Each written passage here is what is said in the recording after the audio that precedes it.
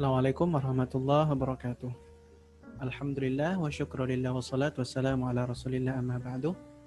Rekan-rekan semuanya yang saya banggakan, puji syukur kita panjatkan kepada Allah Subhanahu wa taala karena dengan nikmatnya kita sudah masuk ke perkuliahan yang keempat ya dalam mata kuliah manajemen pemasaran bank syariah. Oke. Rekan-rekan semuanya, pada kesempatan kali ini Bapak akan mencoba menjelaskan tentang orientasi pemasaran bank syariah ya. Orientasi pemasaran bank syariah.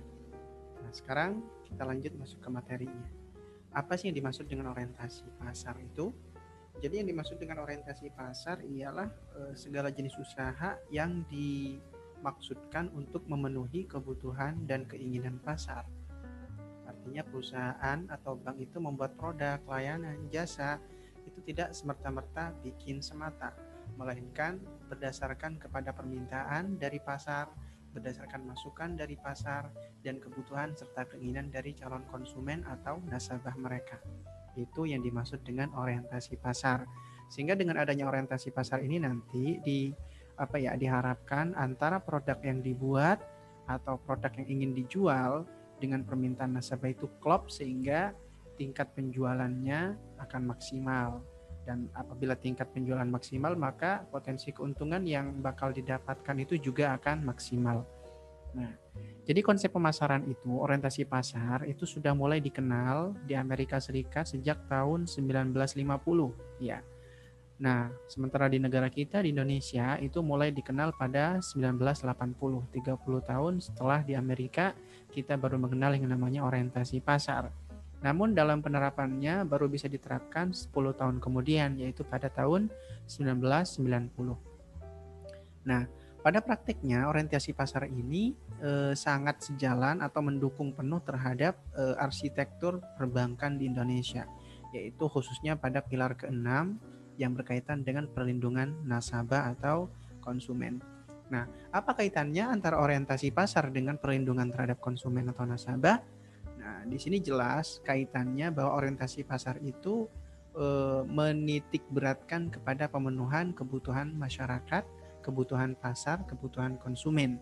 Apabila kebutuhan-kebutuhan yang dimiliki oleh konsumen itu dapat terpenuhi dengan baik oleh industri atau perusahaan atau bank, maka berarti secara tidak langsung bank atau perusahaan itu sudah melindungi konsumen mereka, yaitu dengan memberikan pelayanan terbaik atau produk-produk yang sesuai dengan keinginan mereka. Hajat-hajat mereka, kebutuhan-kebutuhan mereka itu akan secara tidak langsung terlindungi oleh produk bank.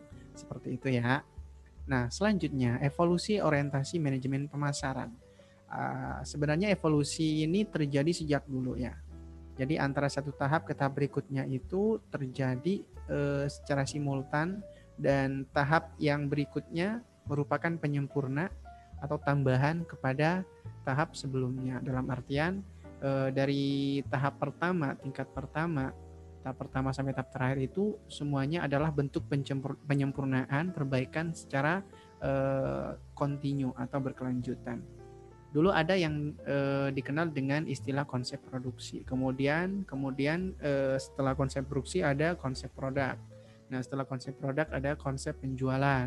Setelah konsep penjualan kemudian muncullah konsep pemasaran pada 1950 di Amerika Serikat, dan yang terakhir kalau kita tilik lagi pada masa kini yaitu era 4.0 ini, era digital ada yang namanya konsep pemasaran sosial.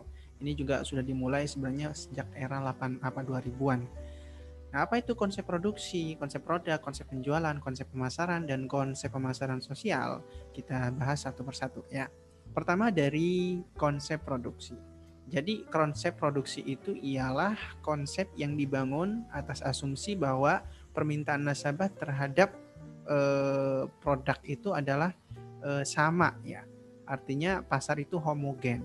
Nah, apa lantas kemudian filosofi yang digunakan? Nah, yaitu dengan cara memproduksi sebanyak-banyaknya serta didistribusikan seluas mungkin. Maka dengan begitu nanti perusahaan akan berhasil, pemasaran yang dilakukan perusahaan itu akan berhasil, penjualannya akan tinggi dan laba yang didapatkan juga akan maksimal. Nah, Namun, ini hanya akan terjadi apabila asumsinya terpenuhi. Yang pertama itu ialah apabila permintaan terhadap produk atau jasa itu lebih tinggi daripada penawarannya. Kemudian yang kedua yang saya sebutkan tadi bahwa permintaan itu sifatnya homogen. Pasar itu sifatnya homogen. Kebutuhan semua masyarakat itu sama terhadap produk tersebut. Nah, jadi kalau sudah terpenuhi asumsi itu, maka cara ini efektif untuk mensukseskan penjualan dari perusahaan. Produk itu akan laku di pasaran. Nah, dalam dunia perbankan seperti apa aplikasinya? Yang pertama ya, bank itu membuat produk ya atau layanan atau jasa, dan kemudian setelah itu dibuat semudah mungkin agar bisa diakses secara luas oleh masyarakat atau nasabah. Itu aplikasi dalam perbankannya. Namun ada beberapa kekurangan dari konsep produksi ini. Yang pertama, konsep produksi itu hanya akan berhasil bila tidak ada kompetitor. Artinya hanya dia satu-satunya pengusaha atau produsen dari produk tersebut. Nah, misalnya perusahaan A memproduksi ayam, misalnya semua orang butuh ayam dan tidak ada saingan, maka dengan cara memproduksi sebanyak-banyaknya, kemudian dipasarkan sebanyak-banyaknya, itu akan berhasil eh, mendapatkan laba atau keuntungan yang maksimal. Yang kedua, nah jika permintaan terhadap produk itu rendah, maka ya produknya tidak akan laku. Nah, itu ya. Jadi pertama tidak ada saingan, yang kedua permintaannya harus tinggi. Itu baru konsep produksi ini bisa efektif. Kemudian yang kedua ada yang namanya konsep produk ya. Konsep produk itu apa maksudnya? Nah, kalau tadi konsep produksi itu lebih menitik beratkan kepada kuantitas sebanyak-banyaknya, seluas-luasnya, namun pada konsep produk ini lebih menitik beratkan kepada kualitas. Kenapa? Karena asumsi yang digunakan ialah bahwa nasabah hanya akan mencari produk yang berkualitas tinggi. Ya, emang secara emosional, ya secara rasional juga, orang itu hanya akan menggunakan produk yang bagus, ya. Yang asli sama yang imitasi pasti milihnya yang asli, gitu. Nah, dengan asumsi seperti ini, lantas apa yang dilaksanakan dalam dunia perbankan? Maka dengan begitu bank akan menawarkan produk atau jasa yang bermutu tinggi, misalnya dengan mengeluarkan produk-produk yang minim risiko. Jadi kalau minim risiko itu kan aman gitu kan. Terus yang kedua misalnya ditunjang atau didukung dengan asuransi sehingga nasabah itu lebih aman, lebih nyaman gitu dalam menggunakan produk-produk bank. Nah, namun konsep produk ini sekalipun secara kualitas sudah oke ya, tapi belum tentu berhasil juga. Karena apa? Pertama, karena untuk menciptakan produk yang berkualitas atau bermutu tinggi itu dibutuhkan biaya yang lebih mahal, sehingga nanti harga jualnya juga akan lebih tinggi. Nah, seperti itu ya. Kemudian yang kedua, kenapa ini juga bisa jadi gagal? Karena mungkin saja antara kebutuhan terhadap produk itu berbeda persepsi antara nasabah dengan bank. Nah, jadi sudut pandang nasabah dengan sudut pandang bank itu tentang produk yang berkualitas tinggi itu bisa jadi berbeda. Boleh jadi produk ini dianggap oleh bank itu adalah produk yang bagus, tapi belum tentu menurut nasabah itu bagus. Ya tidak usah jauh-jauh, contoh sederhana adalah tentang produk smartphone, misalnya antara Samsung dan Apple. Satunya bilang Samsung lebih baik, kemudian yang lain bilang Apple lebih bagus. Nah, yang mana sebenarnya sih yang lebih bagus? Nah, itu tergantung siapa yang disasar, gitu kan ya, karena setiap orang itu punya seleranya masing-masing. Nah, begitupun juga dalam konsep produk ini, kualitas di sini standarnya yang digunakan itu adalah standar perusahaan atau standar bank, sehingga nanti akan muncul potensi terjadi kesenjangan antara penawaran yang diberikan oleh bank dengan permintaan yang datang dari para calon nasabahnya. Oke, berikutnya kita masuk kepada konsep penjualan. Nah, apa yang dimaksud konsep penjualan? Konsep penjualan itu ialah bahwa konsep pemasaran merupakan fungsi dari penjualan. Jadi pemasaran dan penjualan itu sama gitu. Nah, artinya apa?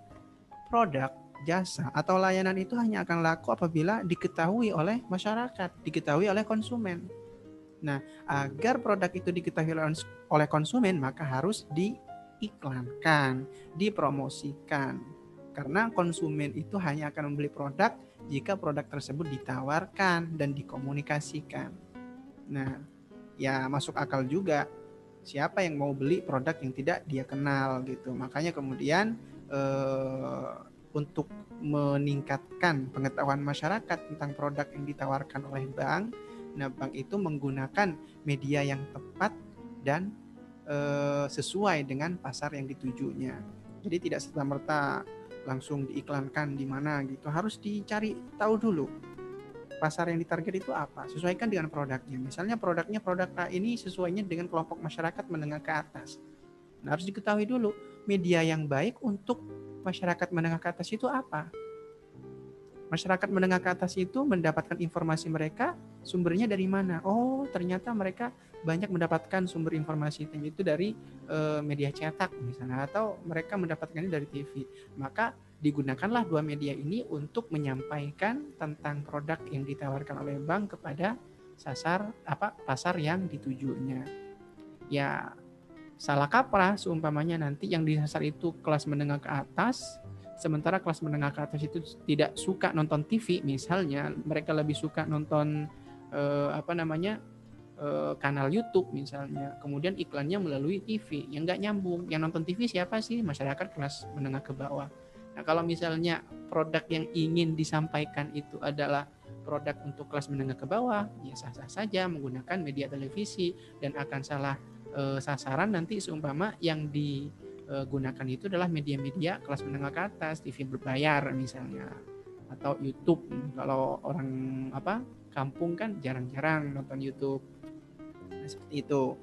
Nah, cuma kekurangannya untuk konsep penjualan ini ya, bank itu hanya akan fokus dalam upaya menjaring nasabah, sehingga mengabaikan atau sedikit mengabaikan aspek kehati-hatian. Jadi yang penting nasabahnya banyak gitu ya. Nah, dan yang kedua, lebih kepada mengejar pencapaian target jangka pendek.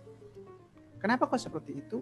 Karena boleh jadi nanti setelah setelah beberapa waktu, sekalipun produk itu pada saat ini sudah laku karena dipromosiin secara efektif dan efisien, namun tidak menutup kemungkinan 1 tahun, 2 tahun kemudian selera masyarakat terhadap produk itu akan menurun, berubah lagi, karena pasar itu dinamis. Nah, kalau seperti itu sudah, maka target berikutnya tidak akan tercapai karena dia butuh penyempurnaan dari konsep penjualan ini, yaitu konsep pemasaran. Kalau sudah menggunakan konsep pemasaran, maka dia akan bertahan karena produk-produk yang ditawarkan atau mau dijual itu disesuaikan terus, di-upgrade terus, dan di-update terus agar tetap sesuai dengan permintaan dan kebutuhan pasar. Nah, makanya di sini konsep pemasaran itu filosofinya ialah keberhasilan pemasaran bergantung pada kemampuan perusahaan dalam memenuhi kebutuhan dan keinginan nasabah. Nah, asumsi yang dibangun ialah pasar itu adalah kelompok yang heterogen, antara satu dengan yang lain itu berbeda kebutuhan dan keinginannya. Antara kelas atas dan kelas bawah, masyarakat kelas atas dan kelas bawah itu berbeda, sehingga nanti perusahaan atau bank itu menyediakan produk yang berbeda, tidak hanya satu produk saja. Yang untuk kelas menengah ke atas produk A, yang untuk kelas menengah ke bawah produk B gitu. Sama lah seperti produk tabungan, ada kalau di BCA itu ada tabungan ekspresi, kemudian ada satunya lagi di atasnya itu ada tabungan lupa. Nah, yang kedua, asumsi yang dibangun ialah bahwa kepuasan konsumen akan tercapai apabila kebutuhan dan keinginan mereka terpenuhi. Nah, seperti itu. Sehingga nanti produk yang ditawarkan atau dijual bank atau perusahaan itu akan terus terupdate, terus berubah sesuai dengan perubahan keinginan dan kebutuhan pasar. Nah, oleh karena itu, dalam membuat produk atau jasa yang baru atau memperbaiki layanannya, bank itu tidak berjalan sendiri, tetapi didasarkan kepada masukan dari nasabah-nasabahnya dan merupakan hasil dari penelitian pemasaran. Seperti itu ya. Nah, namun kekurangan dari konsep pemasaran ini ialah karena konsep pemasaran belum terlalu memperhatikan aspek sosial. Kenapa kok aspek sosial ini begitu penting untuk diperhatikan? Nah, konsep pemasaran itu kan targetnya nanti bagaimana produk-produk yang dibuat itu laku di pasar sehingga keuntungan perusahaan menjadi lebih tinggi. Nah, Kalau misalnya konsep pemasaran dilaksanakan tanpa adanya perhatian terhadap aspek sosial, maka nanti pasar akan termanjakan oleh produk-produk perbankan. Ya, setiap kali ada perubahan keinginan, perubahan kebutuhan, dinamika sosial berubah, maka produknya akan berubah mengikuti perubahan tersebut. Nah, kalau seperti itu nanti maka boleh jadi dinamika yang terjadi di masyarakat itu mengarah kepada hal-hal yang negatif, sehingga itu akan merusak masyarakat itu sendiri. Dan apabila masyarakatnya sudah rusak, berarti pasarnya juga sudah rusak, kayak gitu. Nah, makanya kemudian muncullah yang namanya konsep pemasaran sosial yang tidak hanya berkutat kepada suksesnya perusahaan saja, tetapi bagaimana mencoba agar perusahaan itu atau bank itu memiliki andil terhadap upaya untuk meningkatkan taraf hidup masyarakat. Karena dalam konsep pemasaran sosial ini, asumsi yang dibangun ialah bahwa pasar itu bukan hanya sebagai objek, tetapi juga sebagai lingkungan yang harus selalu dijaga. Kalau misalnya sosial itu sudah rusak, berarti kan juga secara tidak langsung pasar yang dimiliki oleh bank juga rusak, gitu kan, pasarnya memang di situ. Nah, kemudian, agar bisa seperti itu, bisa terjaga, maka masyarakat juga harus ikut andil dalam melestarikan kehidupan sosial mereka. Dan untuk itu mereka membutuhkan edukasi. Misalnya bank dalam mempromosikan produk-produk itu sambil diberikan paket edukasi tentang pentingnya mengelola keuangan. Nah, kalau misalnya di itu kan ada iklannya Aqua tuh, iklannya Aqua yang menggunakan aspek sosial sebagai pendekatan iklannya. Kayak misalnya setiap satu botol Aqua sudah termasuk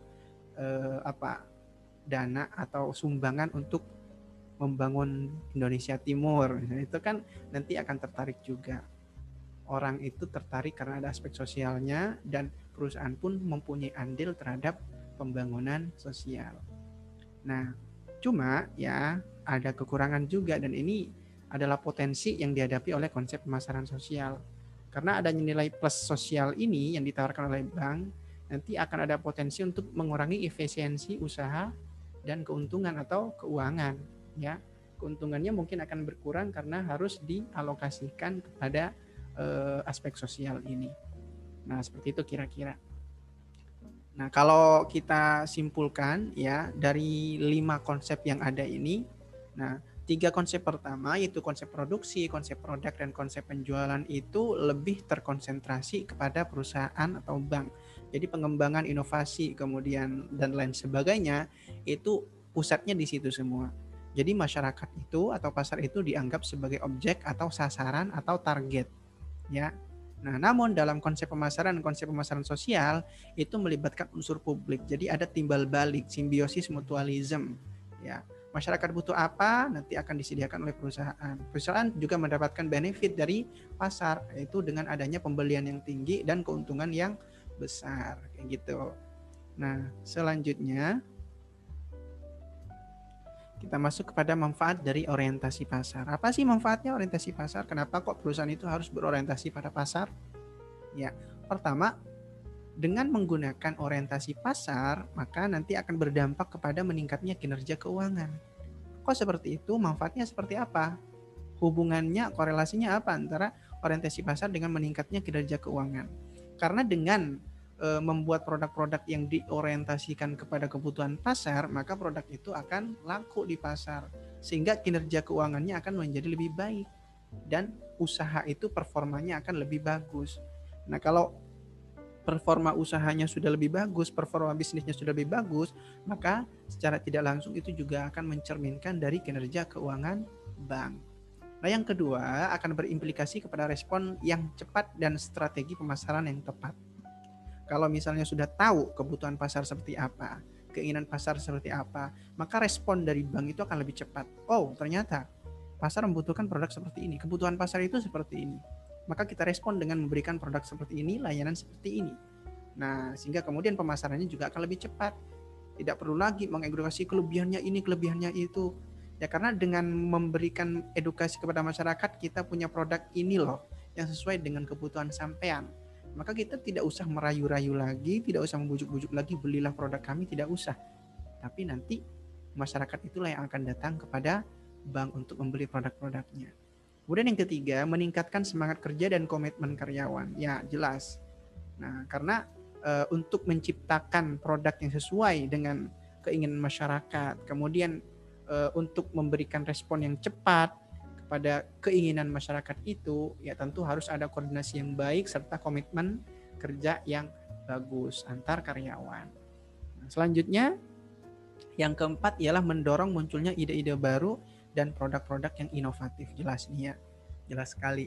Karena kalau misalnya tidak inovatif, nanti stagnan di situ aja, bank akan ketinggalan. Ya, dia akan ditinggalkan di belakang para pesaing-pesaingnya yang lebih inovatif. Nah, untuk menciptakan inovasi-inovasi baru itu, maka diperlukan yang namanya riset pemasaran, yaitu menciptakan produk-produk yang sesuai dengan kebutuhan pasarnya. Selanjutnya, nah, apa sih indikator bank itu sudah berorientasi pasar? Apakah bank berorientasi pasar atau tidak? Maka kita dapat ketahui dari beberapa indikasi. Yang pertama, ya, jika bank itu sudah melakukan pencarian informasi atau intelijen pemasaran untuk kepentingan layanan yang lebih baik kepada nasabah, berarti dia sudah berorientasi pasar. Jadi bank tidak pasif, dia aktif mencari informasi, mencari data-data yang berguna yang terkait dengan kebutuhan pasar. Nah, yang kedua, perilaku proaktif untuk menyebarluaskan informasi kepada bagian, unit, atau divisi lain di dalam internal bank. Jadi informasi yang didapatkan tadi itu langsung disebarluas dalam internal bank, bagaimana satu divisi, satu unit dengan unit lain itu bekerja sama untuk menghadirkan produk dan layanan yang sesuai dengan keinginan nasabah. Nah, kemudian yang ketiga ialah memberikan tanggapan secara cepat dalam bentuk strategi untuk mendukung kepuasan nasabah. Jelasnya semuanya saling berkaitan.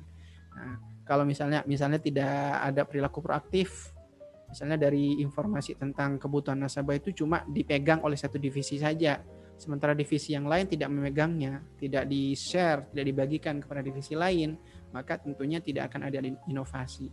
Karena antara satu bagian, satu unit dengan unit lain itu saling membutuhkan dan saling bergantung gitu ya. Nah,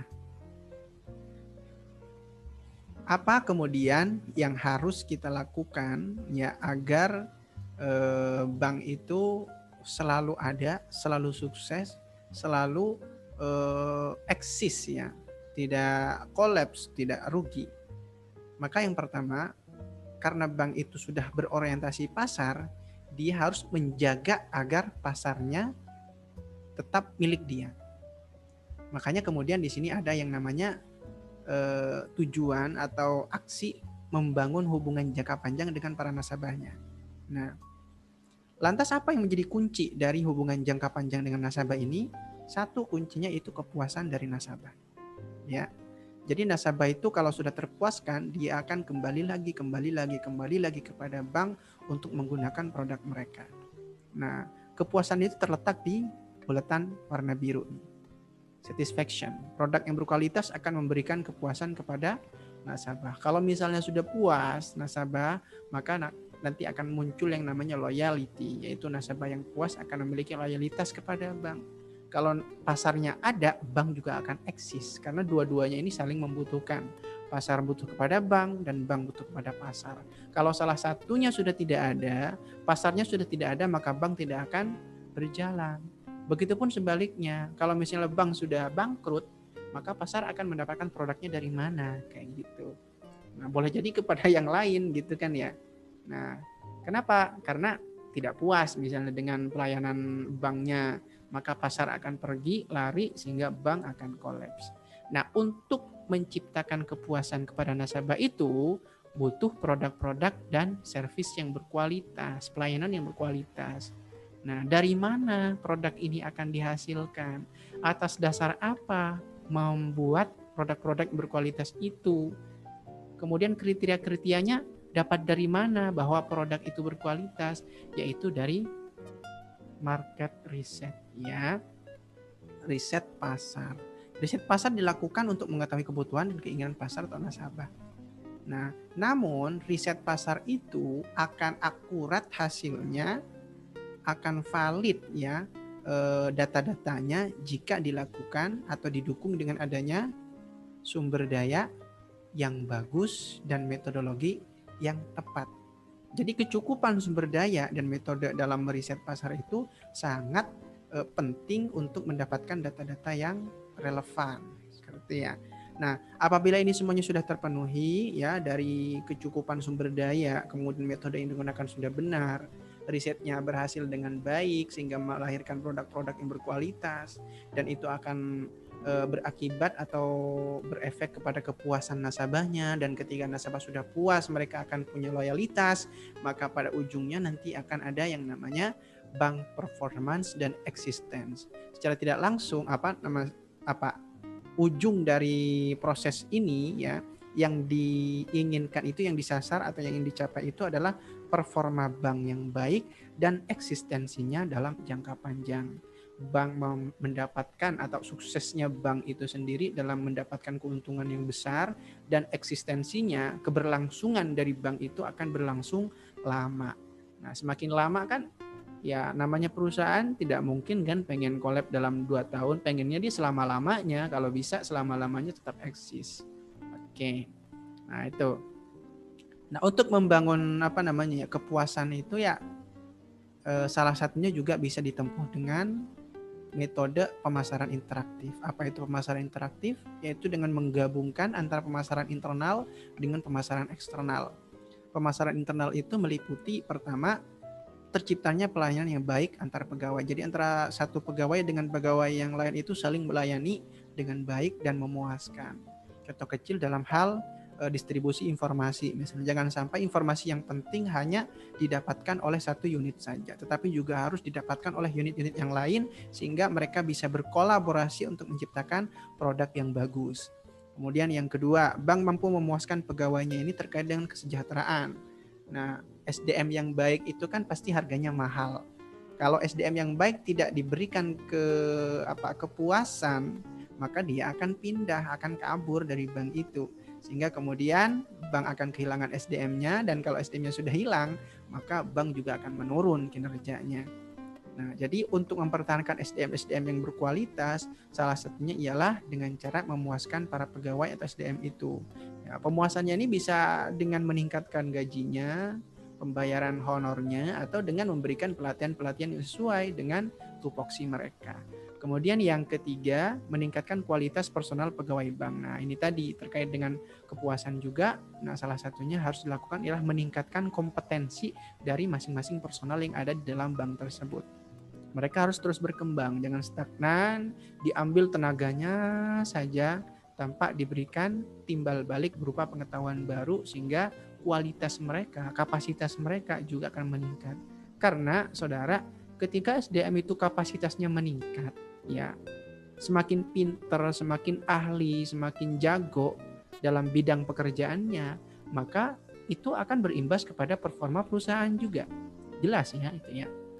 Nah, terus bagaimana dengan pemasaran eksternal? Kalau tadi internal itu ada di internal perusahaan atau bank, ini eksternal itu sudah menyangkut kepada pasar real pasarnya, real marketnya.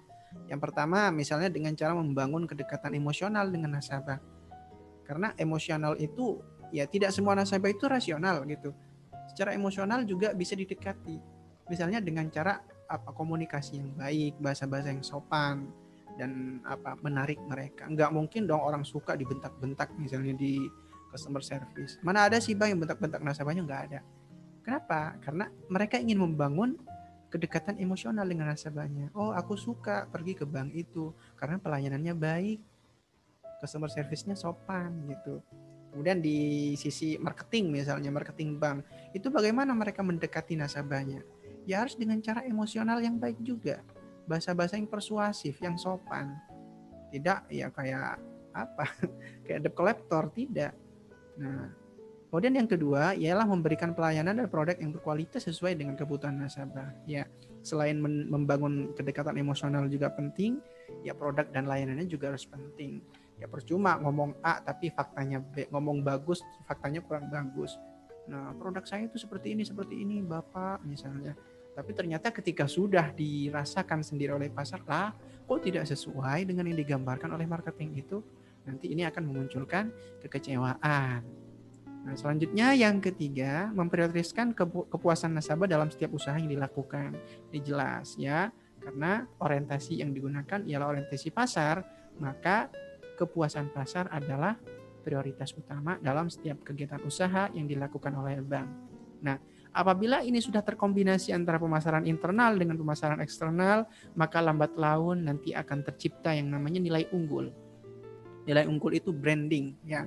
Di dalam dunia pemasaran kan ada istilahnya branding. Brand yang dijual, ya kayak kasus seperti yang telah dicapai oleh brand Google misalnya. Siapa sih yang nggak tahu Google? Google itu nggak perlu menjelaskan kepada masyarakat, aku tuh kelebihannya gini dibanding merek sebelah, aku tuh kayak gini, nggak usah. Yang penting udah Google dipakai pasti sama masyarakat.